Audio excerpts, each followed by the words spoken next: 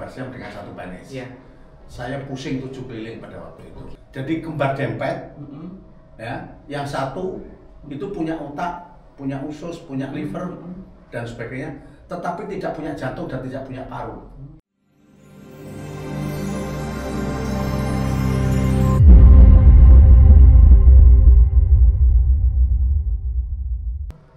Assalamualaikum warahmatullahi wabarakatuh. Salam sejahtera untuk kita semua. Shalom, Om Swastiastu, Namo Buddhaya, Salam Kebajikan, Rahayu. Selamat pagi sahabat Kampus Merah Putih. Selamat datang dan bergabung pada live sharing session dengan topik sharing pengalaman operasi ratusan bayi kembar siam di Indonesia. Senang sekali saya Royan menyapa Anda langsung dari Kampus Merah Putih Untak, Surabaya. Halo teman-teman yang saat ini sudah mulai menyimak di live Instagram @kita_untak_sby. Gimana kabarnya sahabat Merah Putih? Buat yang sudah join dan menyimak bisa dibantu diinformasikan untuk kepada teman-teman, saudara atau keluarga untuk bergabung di live via Instagram ini ya. Sebelum masuk ke sesi tanya jawab, kita bakal bahas nih sedikit tentang sosok yang luar biasa yang akan menjadi narasumber kita pada pagi hari ini. Dan teman-teman mungkin sudah pernah dengar nih tentang operasi bayi kembar siam yang sering jadi sorotan di dunia medis tentunya ya. Tapi tahukah kalian bahwa di Indonesia ada sosok dokter yang sangat luar biasa dan berjasa dalam menangani kasus kembar siam ini? Salah satunya itu beliau adalah Dr. Purwadi, spesialis bedah anak, subspesialis digestif anak, yang merupakan dekan Fakultas Kedokteran Untak Surabaya.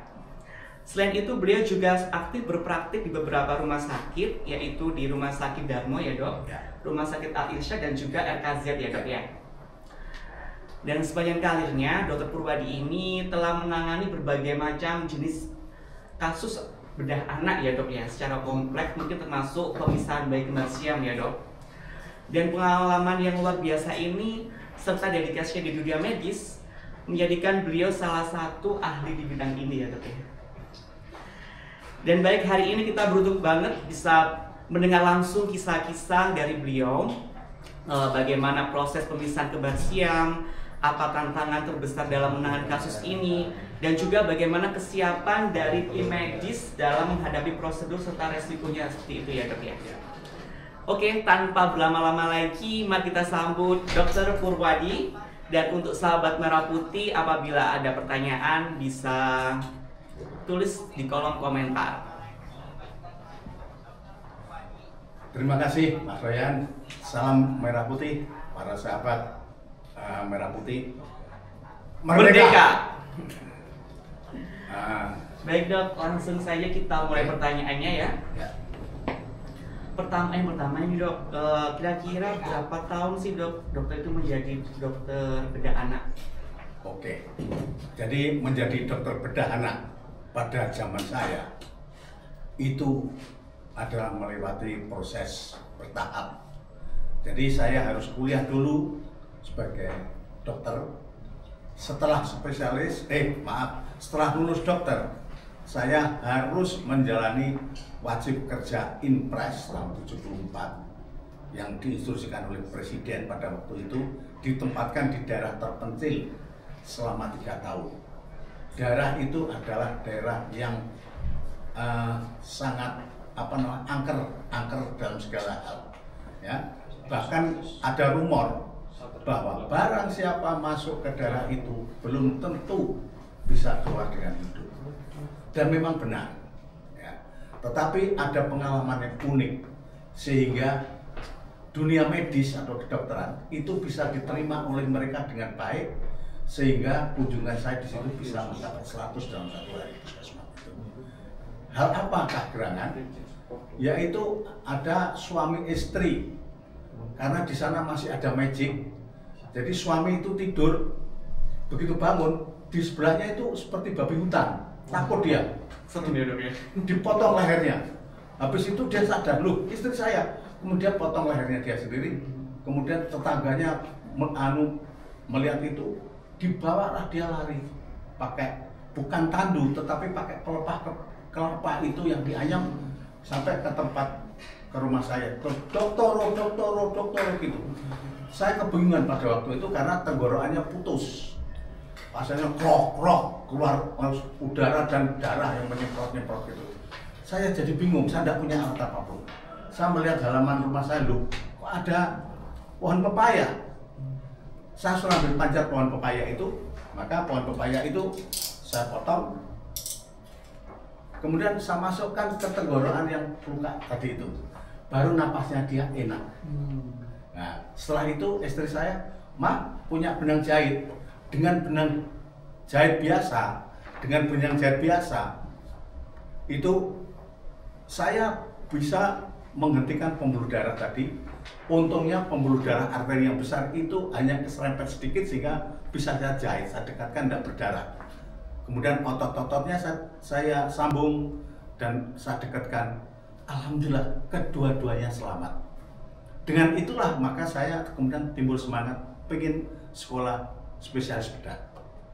Maka setelah wajib kerja selesai, saya sekolah spesialis bedah.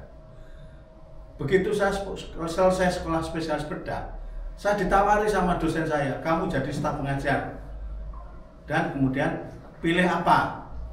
Nah, saya pilih bedah anak, Mas Royan. Oleh karena apa? Karena anak adalah merupakan tunas bangsa.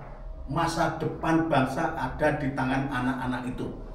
Sehingga saya pengen, panggilan hati saya, bisa menolong anak itu.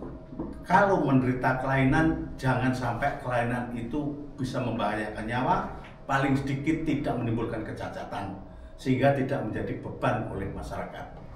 Jadi panjang ceritanya, kemudian berikutnya masih belajar lagi, saya tertarik kepada kembar siam ini, dan saya tertarik pada liver transplant, cangkok hati, dan bahkan saya tertarik pada pembedahan bayi masih di dalam rahim ibu. Tetapi pada waktu itu saya ke Jepang pun belum mereka melakukan itu. Nah, itulah yang memotivasi saya mengambil bedah anak, Mas Royan. Sangat luar biasa ya sahabat Merah Putih pengalaman Dokter Pur ini. Baik Dok, kita lanjut ke pertanyaan yang kedua mungkin Dok ya. Silakan. Kenapa sih Dok, tiba-tiba kan Dokter sudah seorang dokter nih, tiba-tiba tertarik untuk bergabung menjadi dosen di Fakultas Kedokteran Unpad Surabaya? Ya, terima kasih. Sahabat Merah Putih semuanya, saya sudah tua, seperti saya katakan tadi, tetapi panggilan hati nurani ini adalah ingin saya bisa mendidik dokter yang mempunyai wawasan atau berjiwa nasionalis yang patriotik. Ya, mohon maaf, yang saya kerjakan tadi mungkin apakah heroik atau patriotik saya tidak tahu. Tetapi sebagai ilustrasi bahwa dokter di dalam masa kemerdekaan ini, Mas Royan, peranannya sangat besar sekali. Betul. Ya, sebelum Sumpah Pemuda adalah ada Hari Kebangkitan Nasional. Ingatkah sahabat Merah Putih? Siapa yang mendirikan itu? Para dokter. Ya, para dokter. Nah, kemudian Sumpah Pemuda. Kemudian dokter yang patriotik betul itu adalah dokter yang mengorbankan nyawanya demi untuk mengobati pasiennya.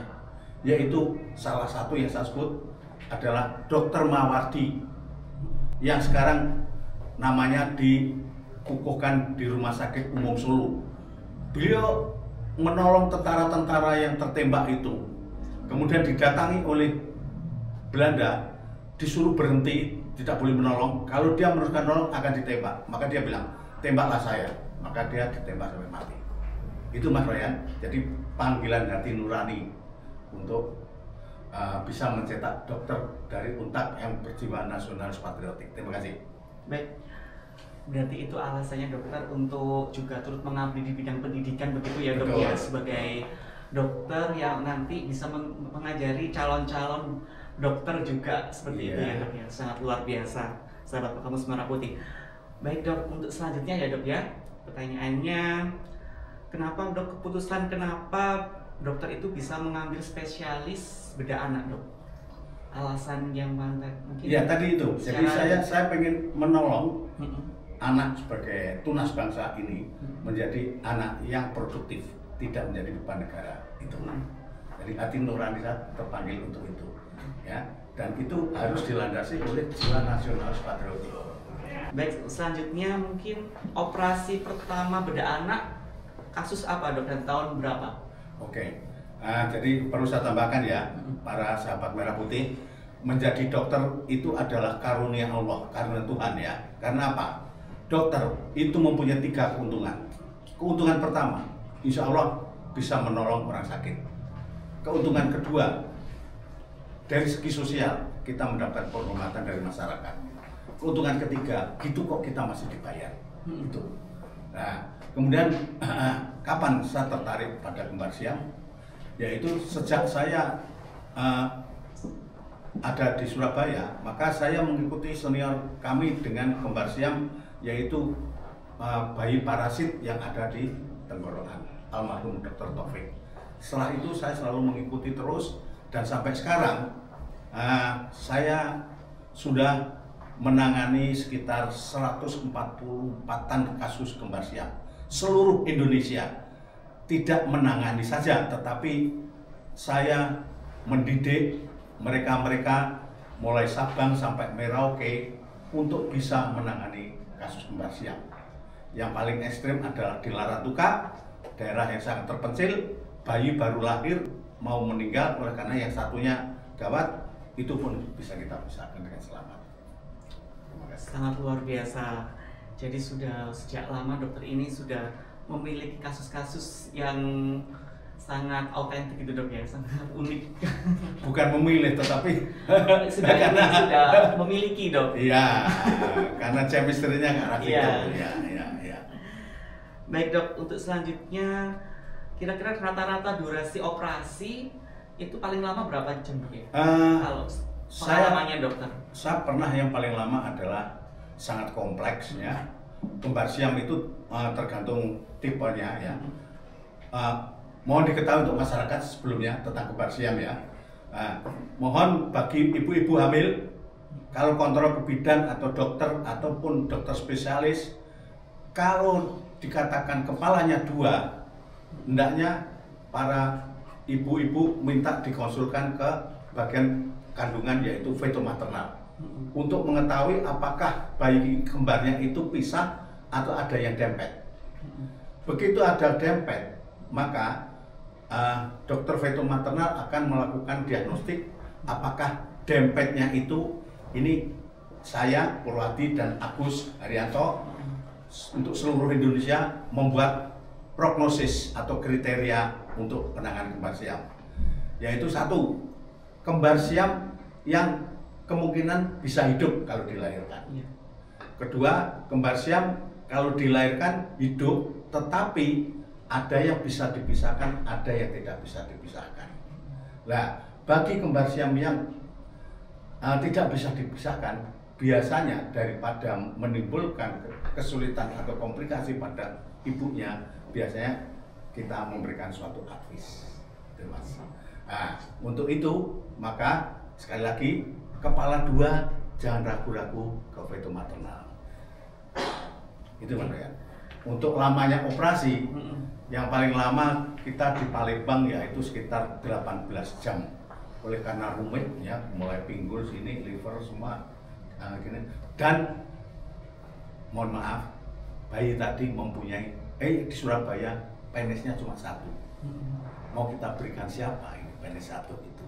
Itu adalah dilema tersendiri. Ya. Oke, sangat menarik sekali ini dok. Jadi misalnya bayi kembar siam itu bisa dideteksi sejak di dalam rahim ibu. Itu berapa bulan ya dok ya?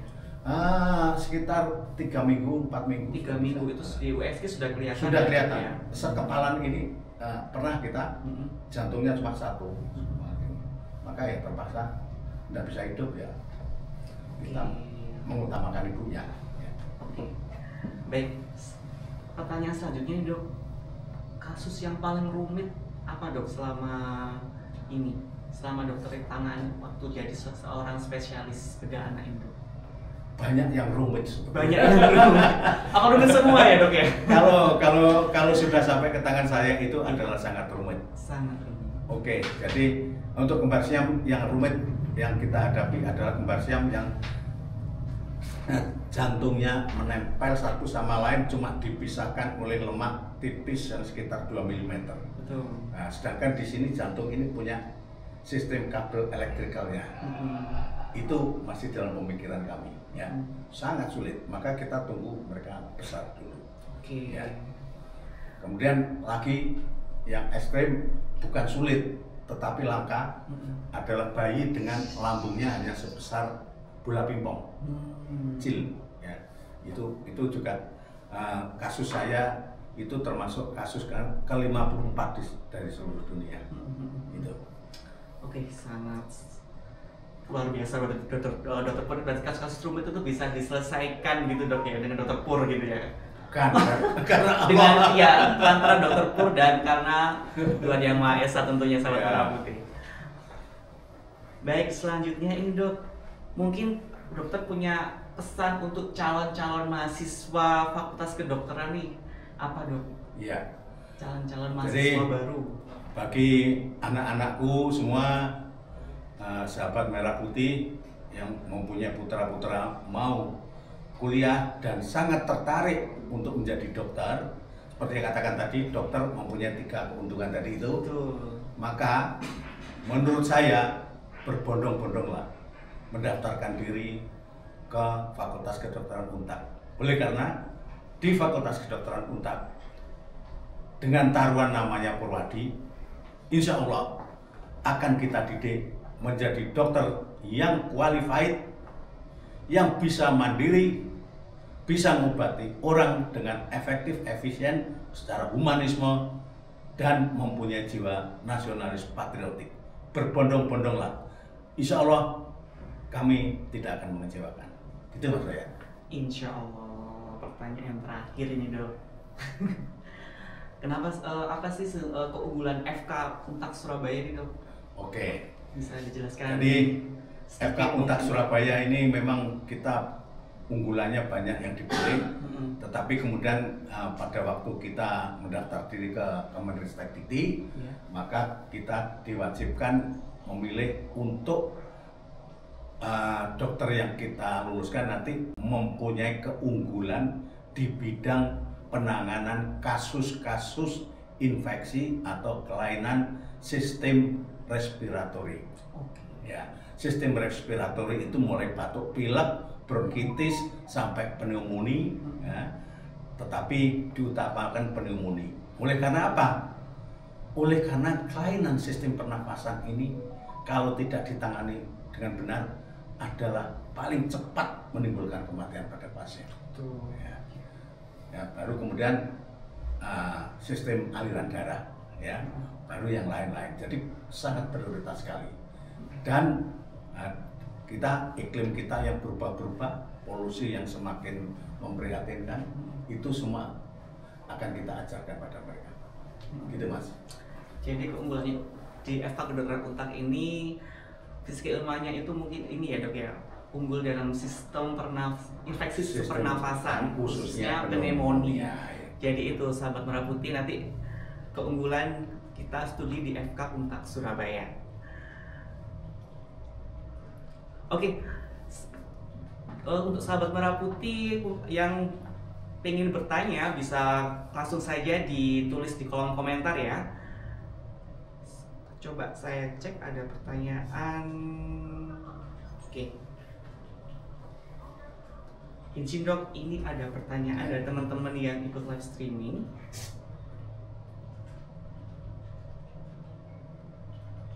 Oh, ini ada pertanyaan tambahan. Apakah ada kisah inspiratif dok dari kasus kembar siam yang pernah ditangani? Mungkin ada kisah-kisah inspiratif apa dok? Kisah inspiratif yaitu sewaktu saya menangani kembar siam yang disebut parasitik, parasitik twin. Jadi kembar dempet, ya, yang satu itu punya otak, punya usus, punya liver dan sebagainya, tetapi tidak punya jantung dan tidak punya paru. Itu bisa. Kemudian bayi itu kalau saya cubit dia bisa meringis dan tangannya menghindar. Bayi ini hidup atau mati? Pertanyaannya, ya. Maka pada waktu itu saya di Palembang ini, saya sangat kebingungan. Saya datangkanlah para tokoh-tokoh agama, tokoh masyarakat, politik dan lain sebagainya itu datang di aula, kemudian saya memberikan perumpamaan. Saya nanam bayam, bayam ini hidup atau mati? Hidup. Bayam ini kemudian saya semai, saya bikin sayur. Dosakah saya? Tidak. Kenapa? Karena dia hanya hidup aja, tidak punya nyawa. Saya pelihara kambing, hidup atau mati? Hidup. Punya nyawa? Tidak punya. Kambing ini saya potong, saya bikin gulai sama sate. Dosakah saya? Tidak. Kenapa? Bingung semua. Ya, jawabannya satu, karena tidak punya arwah. Nah, sekarang bayi ini hidup atau mati atau punya arwah? Hidup, punya nyawa, tetapi tidak punya arwah. Kenapa? Tidak punya jantung dan punya paru-paru. Jadi kalau saya nanti operasi memisahkan ini, kemudian dia mati, berdosakah saya? Tidak. Semua tanda tangan di situ. Itu. Trik ya, trik harus memakai ininya itu seni itu Mas Ryan. Oke dok. Bagi teman-teman yang mau bertanya, kami persilakan untuk chat langsung di kolom komentar ya.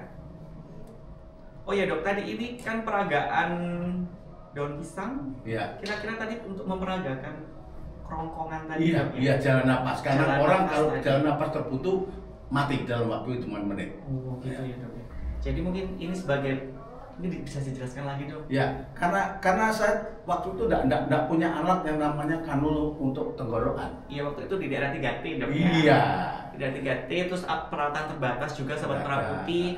Jadi alat Inspiratif. ini adalah dari daun pisang, daun pepaya, mohon maaf. Daun pepaya yang dipotong, Ada lubangnya karena sebetulnya. sudah ada lubangnya, lalu dibuat untuk di kerongkongan Iya. sebagai saluran Sebagai pernafasan. stand, ya. Stand. Ya. Istilahnya stand ya dok ya? Ya, stand penghalang supaya tidak kempet. Kalau di rumah sakit, berarti ada dok ya alat seperti ini dok ya? Wah, ada sekarang canggih Sudah Mas. canggih, Ya, plastik ya. Seperti itu, sahabat. Jadi nanti insya Allah mahasiswa di FK Untab nanti akan kita beri pembelajaran semua ya, sehingga dia bisa menangani pasien ya dengan cara sederhana ya, tetapi bisa dipertanggungjawabkan sampai cara yang paling canggih ya, bahwasanya cara paling canggih. Apa cara paling canggih? Yaitu seperti sekarang ini ada operasi dengan robot, misalnya robot Dengan AI gitu ya dok ya? Apalagi tentang nano technical medicine. Ya. 1 nano itu ukurannya adalah 1/1 miliar meter. Jadi alat medik atau alat disebut nanoteknologi apabila ukurannya 100 nano. Ya kira-kira 1 benik ya, 1 benik ya, gini ya. Itu misalnya ada batu ginjal misalnya. Alat nano tadi dimasukkan ke saluran kemih lewat kemaluan itu saluran kemih. Maka dengan alat ini mengatur ini dijalankan sampai mencapai ke batu ginjal tadi. Kemudian batu ginjal itu dihancurkan Mas. Hancurkan peluru, kemudian alat tadi dikeluarkan lagi. Jadi tanpa dioperasi. Sudah sampai begitu dunia kedokteran. Itu adalah dunia kedokteran nyata. Ya. Sekarang ada dunia kedokteran saintifik. Ya, saintifik yaitu tentang ilmu genetika, genetika ilmu keturunan, kromosom. Nah, kromosom itu pun itu adalah yang disebut pembawa sifat. Jadi pembawa sifat itu yang menentukan sifat seseorang. Seluruh dunia ini tidak ada satu orang pun yang sama, rambutnya sama kayak ada sama kayak tidak ada. Itu pengaruh kromosom. Kromosomnya dok ya. Nah, itu ada penyakit-penyakit yang diakibatkan kelainan kromosom, maka itu sekarang sudah bisa direkayasa. Oke. Berarti kalau kembar siam itu juga termasuk lain kromosom Ya. atau pengaruh lingkungan juga? Oh, Kayak pengaruh lingkungan. konsumsi, Lebih banyak pengaruh lingkungan. pengaruh lingkungan. Ya. Jadi apa yang kita konsumsi mungkin mempengaruhi dok ya? Atau Jadi gimana, Dok? proses terjadinya kembar siam sedikit ya. Jadi telur ibu dibuahi oleh sperma itu, Iya. ya. Kemudian membelah jadi segumpal daging, ya disebut blastula itu. Iya. Ya. Kemudian ini segumpal daging ini kekuatannya tergantung dari kondisi ibu. Oh iya. Ya, kondisi dalam ini adalah nutrisi, kesehatan ibu. Nah, kemudian kalau segumpal daging ini kondisinya lemah, maka bisa lepas keguguran, tetapi juga pengaruh lingkungan dan sebagainya. Misalnya sekarang ini gelombang elektronik, dia bisa pecah. Kalau pecah jadi 2, maka kembar 1 telur. Nah, tapi kalau pecahnya separuh, kemudian ada yang dempet, maka jadi kembar dempet. Dan ada lagi, ini langka. Saya punya 4 kasus. Ini anunya kena itu, tapi ngelokopnya di tengah. Iya. Jadi bayinya hamil air itu. Bayi di dalam perutnya ada bayi. Iya, itu dia. Itu kasus di mana, di kota mana? Saya di Surabaya. Di Surabaya juga ada. Okay. Dan itu sudah diketahui pada waktu USG oleh dokter kandungan. Waktu itu sempat dilakukan tindakan tindakan sebelum lahir. Oh enggak, setelah lahir ya. Gitu. Kita tunggu aman gitu. Iya. Kan juga mempengaruhi kondisi ibu juga ya, Dok, ya, kalau waktu di dalam kandungan. Baik, Dok, ini ada lagi, Dok, pertanyaan dari Kak Dinda nih, Dok. Sudah pernah belajar kembar siam ke negara mana saja, Dok? Ini.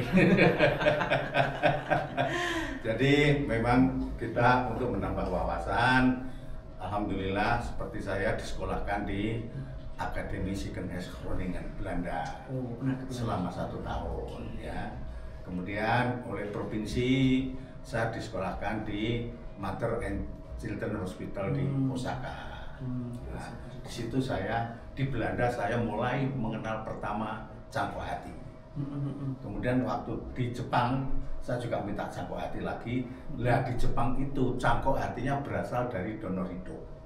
Itu. Nah, kemudian di Cina, di Tianjin dan Shanghai. Jadi sudah di benua Eropa, sudah di benua Asia juga sudah gitu ya. Luar biasa, memang sudah keliling. Jadi selain di 3T juga di beberapa negara sudah pernah, Dok, ya? Ya, menambah wawasan. Ada lagi, Dok, dari teman-teman sahabat Merah Putih, dari Kak Ayus Ica. Tadi kan dokter menceritakan kembar siam yang tidak selamat. Bisakah diceritakan kembar siam yang selamat, Dok? Ya, jadi dari 140 tadi ya, jadi begitu kembar siam itu yang non survival, tidak bisa hidup, maka kita perlakukan seperti makhluk hidup biasa sampai dia dipanggil sama Yang Maha Kuasa. Ya, itu sebagian besar. Jadi sebanyak 30% itulah yang bisa kita pisahkan. Kira-kira berapa? Ya dari 140 itu tadi. 140. Yang selama dokter tangani, adakah yang sudah selama sampai saat ini masih hidup gitu? Banyak, sudah nikah, sudah punya anak. Sudah ya? Iya. Kira-kira bisa dihitung dong berapa? Atau sudah ada, mungkin ada 10 ya. 10. Jadi ada 10 sahabat Merah Putih. Saya yang pusing sekarang, operasi. yang satu penisnya cuma ada dikasihkan 1 anak, itu yang satunya sekarang minta dibikinkan penis, itu saya pusing sekarang ini. Maaf, bukan porno ya, ini medis ya. Dunia medis memang seperti itu kan, Dok. Kalau bahas anatomi. Baik.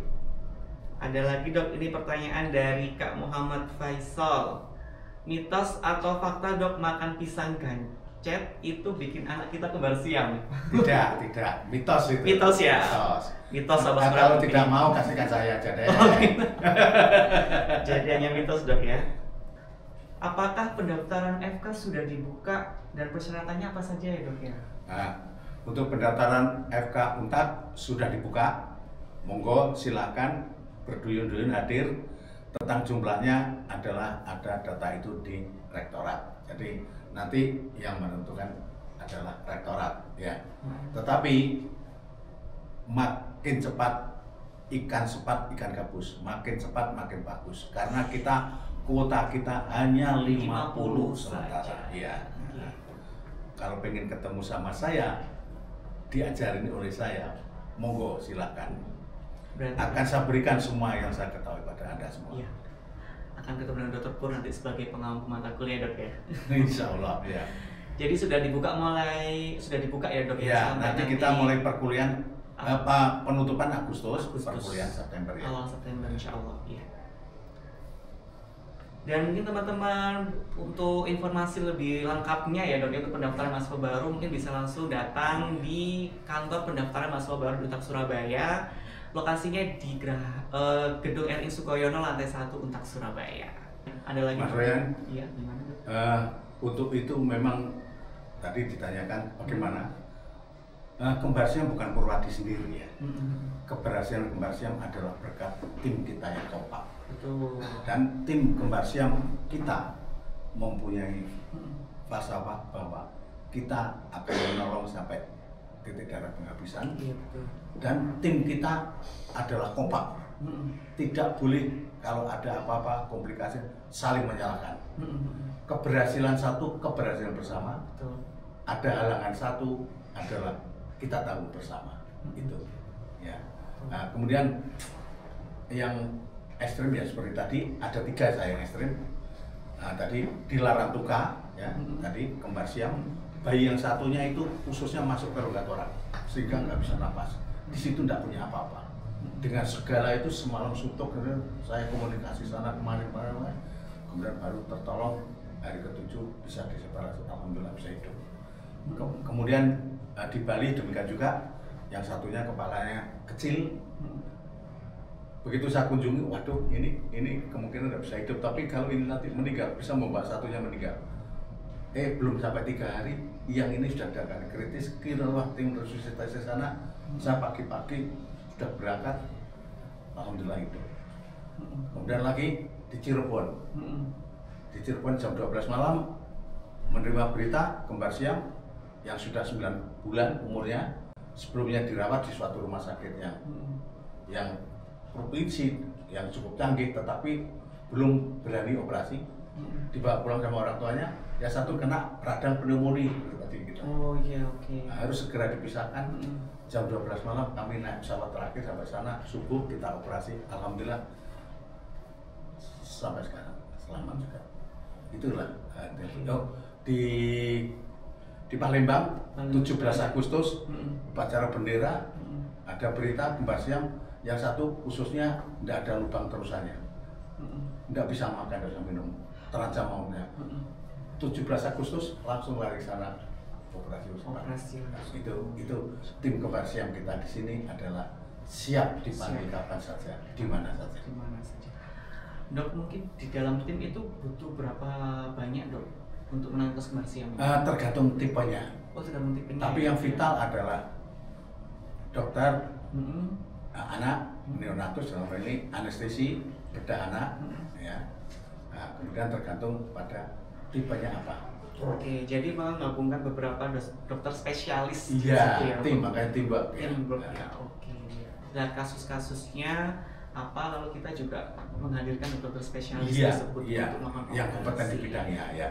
Dan kita berunding, kita mau melakukan apa, siapa dulu yang mengerjakan gini sebagainya. Ya. Nih, kalau di Surabaya ini mungkin bisa digambarkan, Dok, persentase bayi Kembar Siam itu berapa sih, Dok, dalam setahun gitu ya, kalau misalnya di Surabaya ya, gitu ya?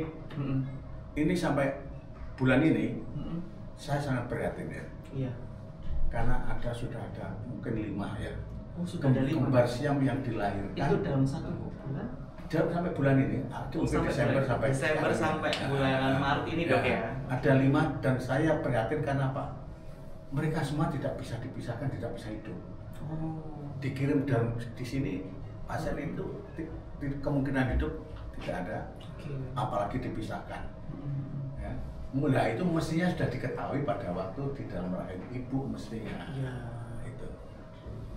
Mungkin ini, Dok, yang kekurangan edukasi atau seperti apa, Dok, ya? Jadi sosialisasi kita kurang begitu sering dan preventifnya ibu yang sedang mengandung. Itu yang sedang kita upayakan ya. Oke. Tapi itu di Surabaya sendiri atau biasanya pasiennya itu kan mungkin rujukan atau dari wilayah Jawa Timur aja, Dok, misalnya ya? Untuk ini yang Jawa Timur ini. Ini yang Jawa Timur. Jawa Timur. Ya? Oh, okay. Jadi tolong kalau ada Kembar Siam, di mana kalau di Jawa Timur, ya kabari Sutomo. Maka kita dengan data-data itu kita bisa menilai apakah bisa hidup atau enggak. Kemudian kalau bisa hidup, maka bayi tadi akan kita jemput dengan ambulan yang mempunyai fasilitas seperti intensif perawatan intensif, Oke. inkubator transport, alat bantu nafas dan sebagainya, kita jemput. Jangan dikirim ke sini biasa-biasa gitu, bahaya. Oke. Ya. Kemudian kalau bayi tadi kita datangi dan kita periksa, kita putuskan bayi ini tidak bisa dipisahkan, maka kita anjurkan dirawat di tempat itu, rumah sakit itu, dengan kita ampuh, kita awasi terus. Ini demi efisiensi. Ya. Jadi rumah sakit juga memfasilitasi untuk penjemputan itu tadi. Oh iya, dari Sutomo kita punya ambulans transport untuk itu. Ya. Yang penting pihak pasien mengkomunikasikan Iya, rumah sakit, dokternya, rujukan, ya, dokternya komunikasi sama dengan tim kita. timnya. Nah, tim kita, walaupun malam tim kita berunding gitu. Oke dok. Ya. Siap. Kalau luar pulau, kita datangi ke sana. Oh gitu so. Ya, kita datang sana, apapun yang terjadi. Kalau Dia pulau, misalnya bisa hidup dan bisa dipisahkan, kita bawa, kita yang bawa. Jangan diserahkan mereka yang bawa ke sini. Berarti misalnya luar pulau itu mungkin banyak di wilayah mana dok kasus kembar siam itu dok? Oh, tersebar di mana-mana. Tersebar ya? Ada. Nah, ini Yang paling banyak yang saya juga merasa bahagia itu adalah di Batam. Di Batam. Batam itu perbatasan dengan Malaysia, Iya. perbatasan dengan Singapura. Mau diminta Malaysia, mau diminta Singapura. Untungnya di Batam ada murid saya, dia minta Surabaya. Kita kumpul di sana sampai kita bisa separasi sana. Kenapa? Batam adalah jendela negara Kesatuan Republik Indonesia, negara kita cintai ini. Jadi kita tunjukkan pada mereka dunia bahwa Indonesia mampu menangani kesehatan atau kedokteran walaupun di daerah yang jauh, walaupun daerah terpencil itu tercapai. Ya. Siap dok. Ini ada pertanyaan lagi dari teman-teman Sobat Merah Putih. Apa tantangan utama dalam perawatan bayi setelah dipisahkan dok? Setelah siam yang sudah dipisahkan? Itu sangat kompleks ya. Iya. Sangat kompleks. Perawatan apa saja? Oh, sangat kompleks ya. Sangat kompleks. Jadi awal-awalnya bayi itu adalah masih membutuhkan mesin bantu nafas.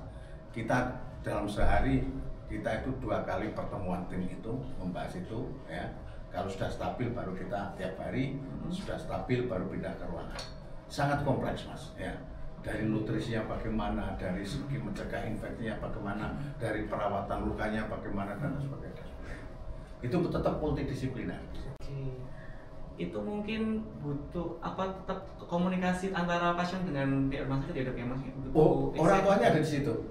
Nah, bahkan pada waktu itu kita di pojok ruangan di ICU itu kita kasih CCTV sehingga wartawan bisa mengikuti itu kondisi. Oke, itu butuh berapa lama dok? Tergantung itu di rumah sakit. Tergantung dari kelainannya. Kelainannya Kes, seberapa berat ya. Kesnya bagaimana nanti bisa menentukan. Ya. Oke. Ini ada lagi sahabat Merah Putih yang tanya dok, yang di Batam itu kasusnya kayak gimana dok? Nah, kasusnya di Batam itu yang dikatakan dempet dada dan perut, ya, dada dan perut. Pada waktu itu di sana rumah sakit yang ketempatan itu tidak punya apa-apa. Maka saya gerakkan versinya sana, persatuan rumah sakit sana, saya gerakkan dokter-dokter yang ada di sana dan pimpinannya. Kemudian saya inventarisasi, punya apa, kumpulkan semua dari sana. Nah, kemudian itu kita bareng-bareng kerjasama. Sampai saya terharu. Ada pengusaha yang pada waktu saya melakukan separasi itu, saya datang itu sudah persiapan, dia bikin ini kaos selamat menjalankan pemisahan kembar siam gitu, sampai begitunya. Udah luar biasa dok ya.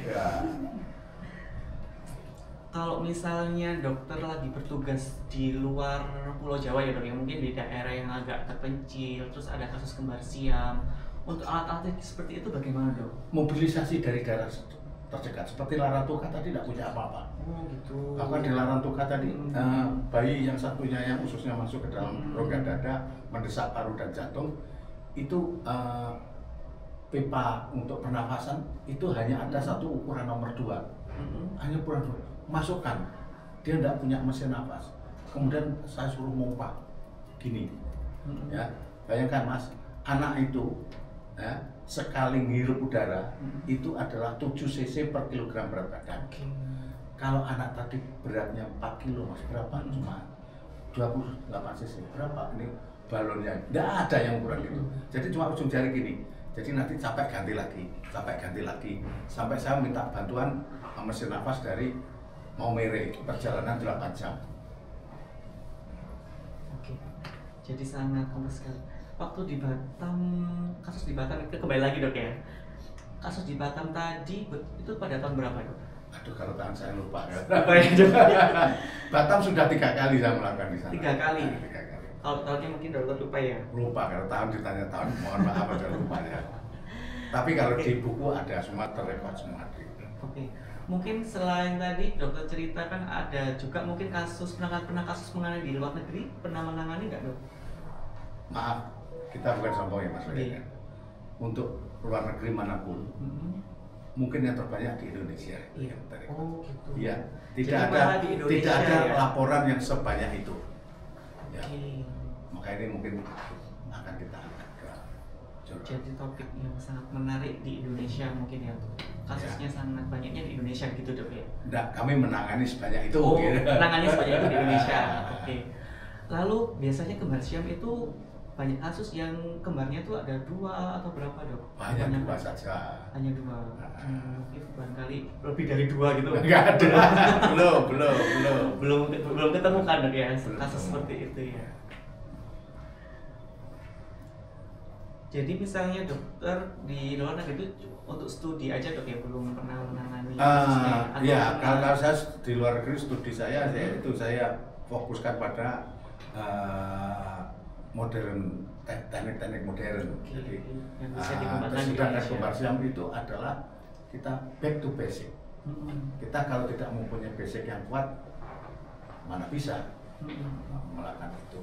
Jadi dengan basic itu kemudian ada kelainan begini, apa yang harus saya kerjakan gini-gini Jadi itu tergantung inovasi. Oleh karena itu dokter, para calon dokter kalau diuntak harus berinovasi. Nanti akan kita bimbing. Oke. Oh iya dok, ini lanjut juga tadi flashback ke pertanyaan tadi kan udah yang tanya pisang ganjat ya dok ya. Jadi ini saya juga kami mau tanya juga dok, apakah ada pantangan sih dok? Maksudnya larangan waktu ibu hamil itu mengkonsumsi apa biar nanti tidak terjadi kembar siam? Kalau pantangan tidak ada, justru ibu hamil nutrisinya harus bagus. Berarti yang penting khususnya adalah untuk penguatan janin itu adalah vitamin B6 atau folic acid. Oleh karena itulah di puskesmas selalu diberikan itu. Ya. Dan kemudian konsumsi protein harus cukup. Protein juga harus cukup. Jadi itu mungkin sebagai edukasi bagi ibu yang sedang hamil atau bagi calon-calon ibu, sahabat protein yang nanti calon-calon ibu mungkin bisa sebagai informasi yang menarik juga. Oh iya, jangan dipijat ya. Oh iya, juga tidak boleh dipijat.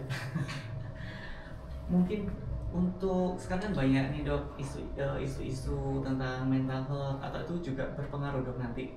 Apanya? Ketika mental health atau kesehatan mental ibu hamil tetap berpengaruh juga nanti ketika akan terjadi kasus kembar siam itu dok. Iya, ya itulah. Itu cita-cita saya yang belum tercapai. Ya. Saya mempunyai cita-cita bahwa Indonesia ini harus ada standar anak Indonesia sehat itu bagaimana sih. Kemudian kita membuat suatu center tentang konsultasi anak Indonesia sehat, mulai dari remaja misalnya. Ya, remaja sudah dipersiapkan nanti dia bagaimana kalau punya anak, dia kromosomnya tadi bagaimana, ada risiko-risiko dan sebagainya. Kemudian pada waktu perkawinan, kemudian pada waktu kehamilan, apalagi kalau kehamilannya semacam itu, maka kita ada pendampingan psikiater.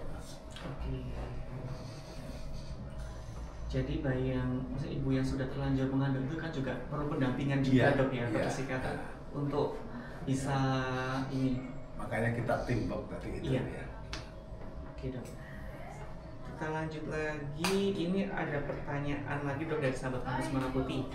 bagaimana keputusan medis yang dibuat jika salah satu kembar memiliki peluang hidup lebih tinggi?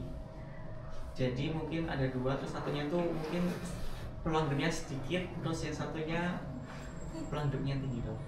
Kita perlakukan sama. Diperlakukan sama. Nah, sesuai dengan standar. Jadi kita kan ada batas-batas mana tempat yang harus kita potong, kita pisahkan mana. Nah, seperti salah satu ilustrasi tadi adalah penis tadi. Kembar siam dengan satu penis. Iya. Saya pusing 7 keliling pada waktu itu. Ya. Saya pada waktu kongres di luar negeri ada seorang ahli bedah dari Italia yang dia sanggup memisahkan penis satu jadi menjadi 2. Tetapi biayanya mendatangkan yang mahal sekali. Maka kita walau alam, kita hanya berdoa aja. Ternyata kita dikasih kemudahan sama Allah. Maksudnya penis tadi adalah dominan punyanya si A. Sedangkan si B itu nempel hanya buli-bulinya saja. Jadi si B tidak ada sama sekali tidak punya. Jadi pada waktu kita pisahkan kita tidak menyalahkan. Jadi ya tergantung penemuan pada waktu itu. Jadi tergantung penemuannya, lebih kan bisa dilihat dari penemuannya apa, peluang hidupnya paling tinggi yang mana yang harus diselamatkan gitu dok. Iya harus diselamatkan dua-dua. Jadi kita kalau melakukan separasi kembar siam, motonya kita tidak mengorbankan salah satu, tetapi kita ikhtiar akan menyelamatkan kedua-duanya. Dan nanti gimana itu adalah kehendak Tuhan Yang Maha Esa. Siap. Nah, kita kembali lagi untuk bisa dijelaskan tentang FK Untak nih dok. Ya. Apa saja sih dok fasilitas ditawarkan dok di FK Untak Surabaya? Jadi FK Untak Surabaya satu adalah uang gedungnya paling murah dari semua FK swasta yang ada di sini. Berapa dok, boleh di-spill? Oh itu bukan saya yang menentukan itu. Nanti teman-teman bisa bisa kunjungi ke kantor pendaftaran mahasiswa baru saja langsung ya dok ya. Kemudian uang semesterannya juga diberikan juga. Oke. Dari uang gedungnya aja yang saya dengar loh ya. Oke. Itu hanya separuh aja dulu, itu pun bisa diatur 2 kali. Yang lain bisa dilangsung. Betapa mulianya FK Untak. Itulah yang membuat saya bersedia bergabung dengan FK Untak. Oleh karena FK Untak akan mendidik anak pandai dari orang yang kurang mampu untuk membayarnya. Sekarang coba lihat di Surabaya aja, ya Surabaya berapa habisnya masuk fakultas kedokteran. Tapi Untak adalah yang paling murah. Murah, maaf ya, murah berarti bukan murahan, ya bukan murah. Saya tidak mau murah tapi murahan. Selama ada Purwadi, insya Allah bukan sombong ya, saya akan maksimal mendidik calon dokter ini menjadi dokter yang handal. Terima kasih. Baik dok, tadi kan mungkin fasilitas untuk pembiayaan dan lain-lainnya. Mungkin fasilitas kayak lab atau ruangan yang di kedokteran sendiri gimana dok? Aduh, untuk itu kita tidak mau kalah dengan yang lain. Ya, gedungnya kalau Anda mau melihat gedungnya sangat mewah, longgar, ya, santai. Kemudian fasilitas laboratoriumnya hebat, ya. Suatu contoh laboratorium yang hebat adalah laboratorium anatomi. Kita menyediakan kadaver, bayangin. Sudah ada dok ya? Sudah ada kadaver. Kemudian kita mempunyai digital anatomi. Ya, digital anatomi itu digital, kemudian ada ini kita tinggal mau apa gitu, membelah ini langsung kelihatan organ apa mau gini apa. Bahkan itu nanti akan dilengkapi Mas Royan dengan hard disk untuk penyakit. Jadi misalnya tetanus gitu, kenapa kok ini kok bisa terjadi kejang itu bagaimana seperti gitu. Jadi, kemudian yang ketiga ada plastiform. Nah, jadi kadaver yang sudah diolah menjadi plastik, sehingga kita mau buka sini, buka ini, urutannya ini ada apa saja di situ. Itu jarang ada orang punya seperti begitu. Jadi memang sudah siap dok ya? Insya Allah siap. Ya, karena kita betul-betul pada waktu di assessment itu kita pontang-pantingan, kita sangat berkomitmen untuk melengkapi itu dengan serius dan semua sudah ada. Ya. untuk tenaga dosennya juga sudah profesional dok ya? Tenaga dosennya profesional, apalagi maaf nanti Purwadi ini dalam hal itu akan sangat disiplin di dalam mengawasi dosen-dosen. Dosen kalau ngajarnya kurang pas akan mendapatkan teguran dari saya. Karena ini juga di dalam profesi pengawas. Jadi dokter-dokter spesialis itu kalau misalnya berbuat sesuatu mencelakakan atau misalnya saya panggil, tidak jarang saya lakukan schooling. Gitu ya dok ya? Jadi dokter nanti juga saya suruh schooling dosen kalau nggak benar gitu. Maaf ini jiwanya Purwadi memang begitu. Selain lab ada ruang apa lagi dok di FK dok? Fasilitas yang disediakan? Jadi selain lab kita juga ruang baca, Ada ruang baca ya, yang hubungan dengan sudah digital ya. Iya.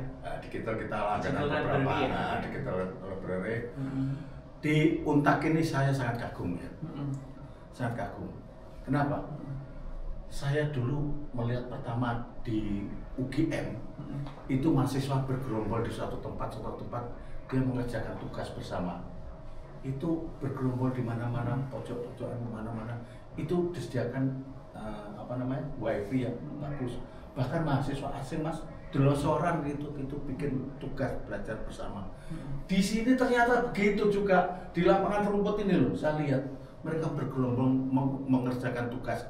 Saya sangat terharu, bangga saya, senang saya. Jadi saya mantap sekarang. Mantap ya dok ya. Insya Allah. Jadi jangan takut, kita di sini kita sediakan semua fasilitasnya, mengajar, belajar ya. Oke. Yang penting adalah kemauan yang gigih, itu aja. Oke. Mungkin bagi sahabat Kamus Merah Putih yang mau bertanya, kami persilahkan pertanyaan terakhir.